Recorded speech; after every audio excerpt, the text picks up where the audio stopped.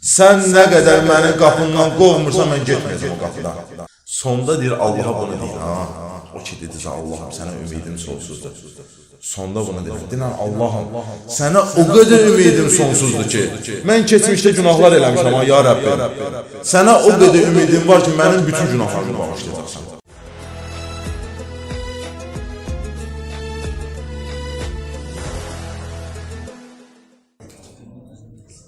İnşallah bugünkü cümə xütbəmiz mənəvi dəyərlər və Rəcəb ayı haqqında olacaq.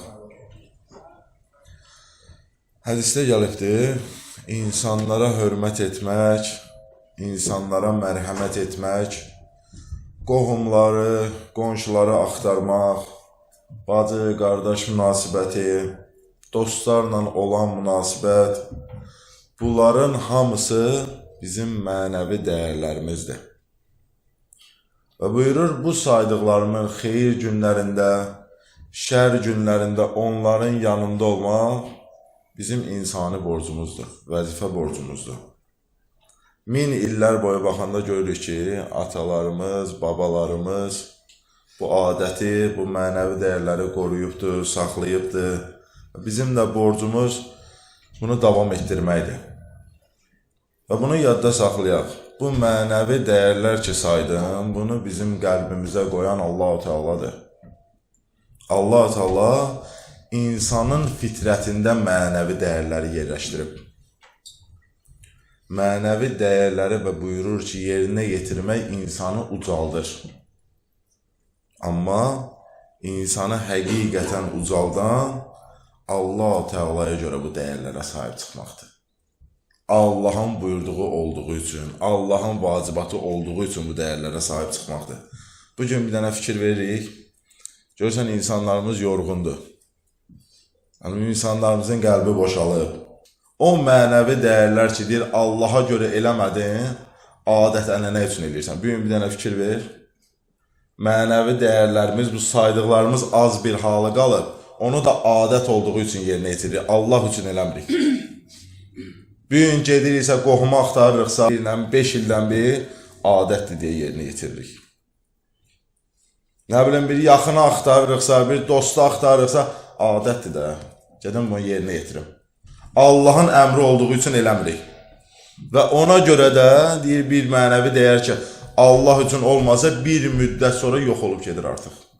Bugün o dövrə gedirik. Bu dəyərlərimiz artıq yox olmaq üzrədir.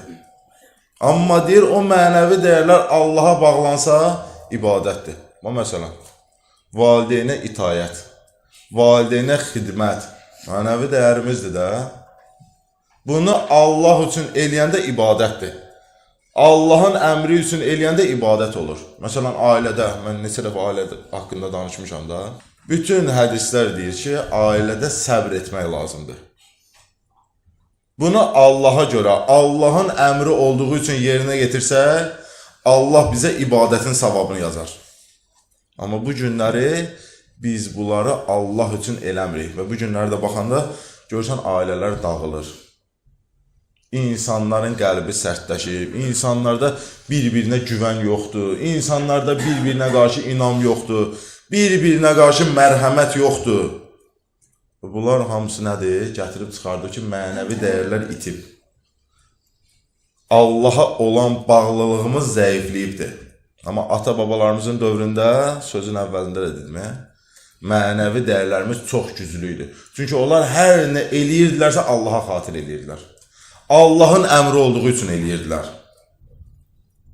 Bir dənə buna toxunum, inşallah keçim Rəcəb ayına. Hədis bizə buyurur ki, öz köklərinizi itirməyin.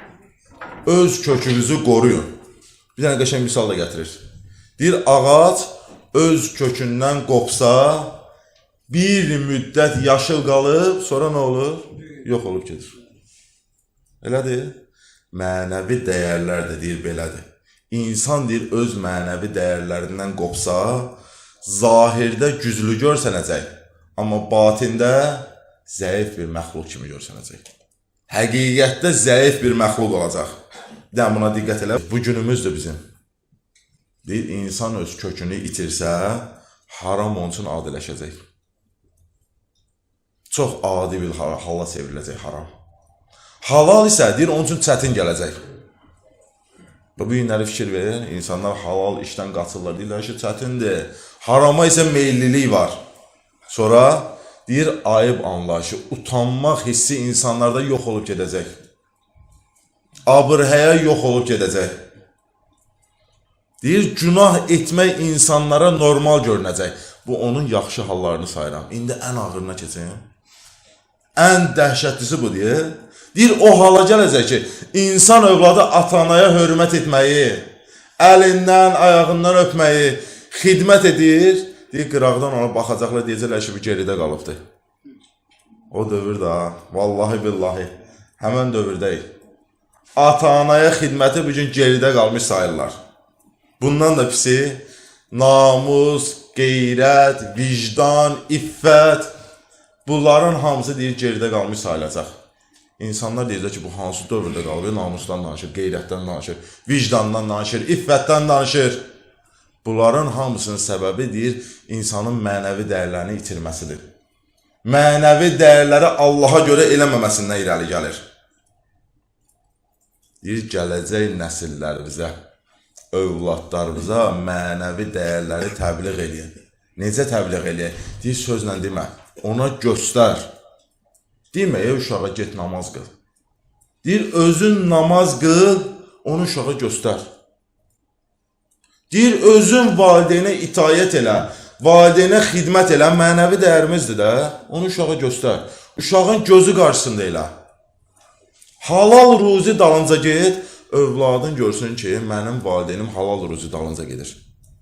Deyir, o sıxıntı, çətinlik anın olacaq, ha? Deyir, həmən vaxtda harama qaçma. Allaha sığın. Allahdan kömək istə, övladın da görsün ki, mənim valideynim sıxıntı anında Allahdan yapışdı. Allahdan kömək istədi, harama qaçmadı. Necə ki, bizlər zamanında bunu görmüşük də böyüklərimizdən. Çətinlik anda Allaha sığınıblar. Daim zəhmət içində olublar, əlləri qavar olub. Nə də ailəmə halal ruzi qazandırım. Biz namazı necə qılmışıq? Böyüklərimizdən görmüşük, namaz qılıblar. Bizə deməyiblər ki, bala get namaz qıl. Namaz vacibdir, sən namaz qılmalısan. Düz İslam hamızdanın, mənim valideynim o namazı qılmasaydı, mən hardan qılardım? Mənə nəsiyyət elərdi, deyərdim, ayata, sən qılmırsan axı. Yaxşı şeydir, bir özün elə, sonra mən eləyim də onu. Böyüklərimizdən görmüşük namaz ibadətini. Valideynə itaəti, hörməti. Ona görə hədis bizə buyurur, mənəvi dəyərlərinizi qoruyun. Gələcək nəsillərə təbliğ eləyin, hansı halda? Onlara göstərərək. Peyğəmbər və Ali Peyğəmbərə səlavat zikr edər.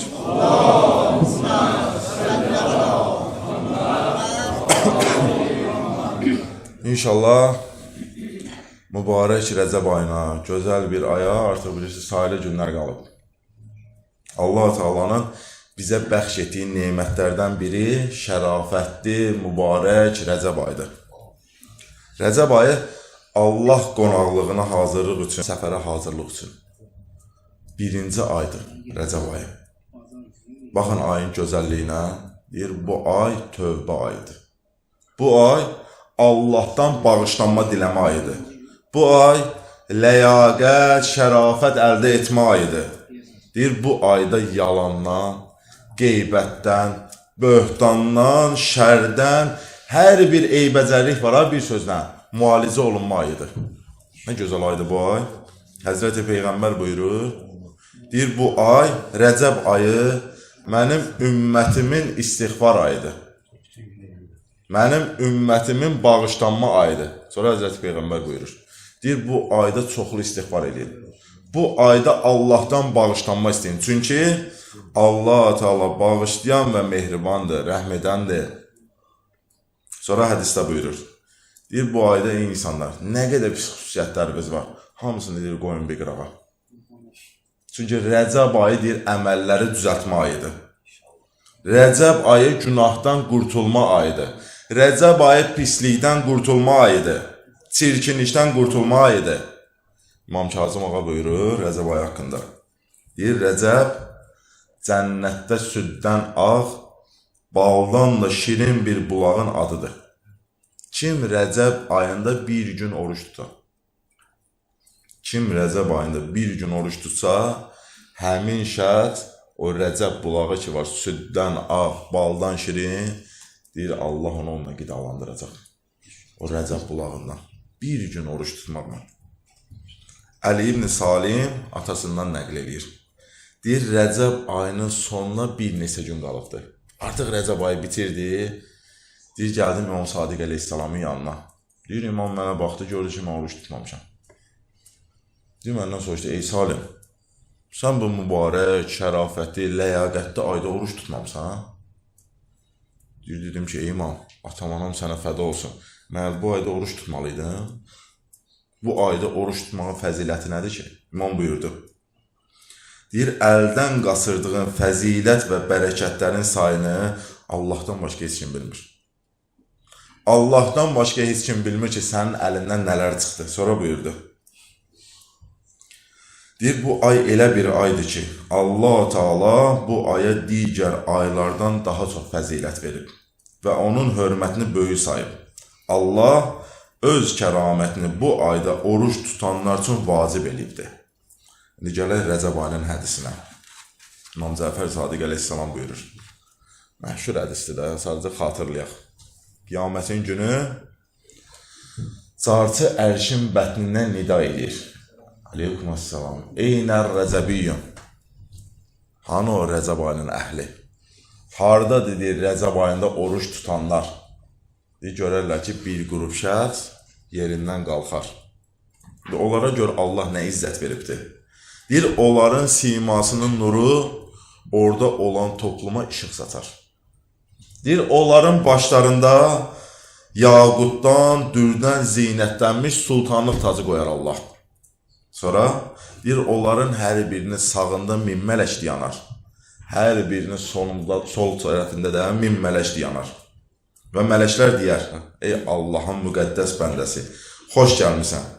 Allahın sənə əta etdiyi sənin üzərində mübarək olsun.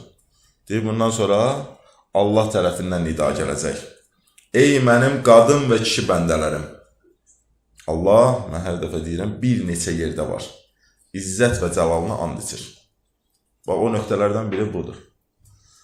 Allah deyəcək, xoş gəlmişsiniz mənim kişi və qadın bəndələrim. İzzət və cəlalıma and olsun ki, sizin mübarək məqamınızı uca tutacam, əziz tutacam.